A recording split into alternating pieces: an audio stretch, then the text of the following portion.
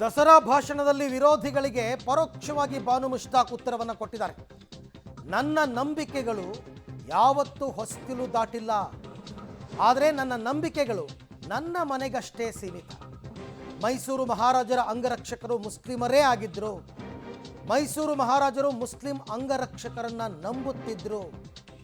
ದ್ವೇಷ ಅಸೂಯೆಯನ್ನ ಮರೆತು ಬದುಕಬೇಕು ಅಂತ ಕರೆ ಕೊಟ್ಟಿದ್ದಾರೆ ಬಾನು ಮುಷ್ತಾಕ್. ಬೂಕರ್ ಪ್ರಶಸ್ತಿ ಬಂದರೆ ದೇವಸ್ಥಾನಕ್ಕೆ ಬರ್ತೀನಿ ಅಂತ ನನ್ನ ಸ್ನೇಹಿತೆ ಹರಕೆ ಕಟ್ಕೊಂಡಿದ್ರು. ನನ್ನನ್ನು ಚಾಮುಂಡಿ ಕರೆಸ್ಕೊಂಡಿದ್ದಾಳೆ ಅಂತಕ್ಕಂಥ ಅಭಿಪ್ರಾಯವನ್ನು ಪಟ್ಟಿದ್ದಾರೆ.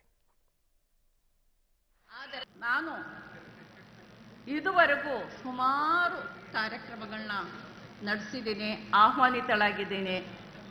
ನಾನು ನೂರಾರು ಸಾರಿ ದೀಪಗಳನ್ನು ಬೆಳಗಿದ್ದೀನಿ. ನಾನು ನೂರಾರು ಸಾರಿ ಪುಷ್ಪಾರ್ಚನೆಯನ್ನು ಕೂಡ ಮಾಡಿದ್ದೀನಿ, ಮಂಗಳಾರತಿಯನ್ನು ಕೂಡ ಸ್ವೀಕರಿಸಿದ್ದೀನಿ. ನನಗೆ ಹೊಸದಲ್ಲ ಇದು. ಆದರೆ ಇದರ ಬಗ್ಗೆ ನಾಳೆ ಬಹುಶಃ ಒಂದು ಕನ್ನಡ ಪುಸ್ತಕ ಪ್ರಾಧಿಕಾರದಿಂದ ಬುಕ್ಕರ್ ಬಾನು ಬದುಕು ಬರಹ ಅನ್ನತಕ್ಕಂಥ ಒಂದು ಪುಸ್ತಕ ಪ್ರಕಟ ಆಗ್ತಾ ಇದೆ. ಅದರಲ್ಲಿ ನನ್ನ ಆತ್ಮಕಥೆಯ ಒಂದು ಭಾಗ ಪ್ರಕಟ ಆಗಿದೆ. ನಾನು ಇದುವರೆಗೂ ಸುಮಾರು ಕಾರ್ಯಕ್ರಮಗಳನ್ನ ನಡೆಸಿದ್ದೀನಿ, ಆಹ್ವಾನಿತಳಾಗಿದ್ದೀನಿ.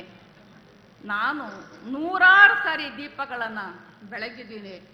ನಾನು ನೂರಾರು ಸಾರಿ ಪುಷ್ಪಾರ್ಚನೆಯನ್ನು ಕೂಡ ಮಾಡಿದ್ದೀನಿ, ಮಂಗಳಾರತಿಯನ್ನು ಕೂಡ ಸ್ವೀಕರಿಸಿದ್ದೀನಿ. ನನಗೆ ಹೊಸದಲ್ಲ ಇದು. ಆದರೆ ಇದರ ಬಗ್ಗೆ ನಾಳೆ ಬಹುಶಃ ಒಂದು ಕನ್ನಡ ಪುಸ್ತಕ ಪ್ರಾಧಿಕಾರದಿಂದ ಬುಕ್ಕರ್ ಬಾನು ಬದುಕು ಬರಹ ಅನ್ನತಕ್ಕಂಥ ಒಂದು ಪುಸ್ತಕ ಪ್ರಕಟ ಆಗ್ತಾ ಇದೆ. ಅದರಲ್ಲಿ ನನ್ನ ಆತ್ಮಕಥೆಯ ಒಂದು ಭಾಗ ಪ್ರಕಟ ಆಗಿದೆ.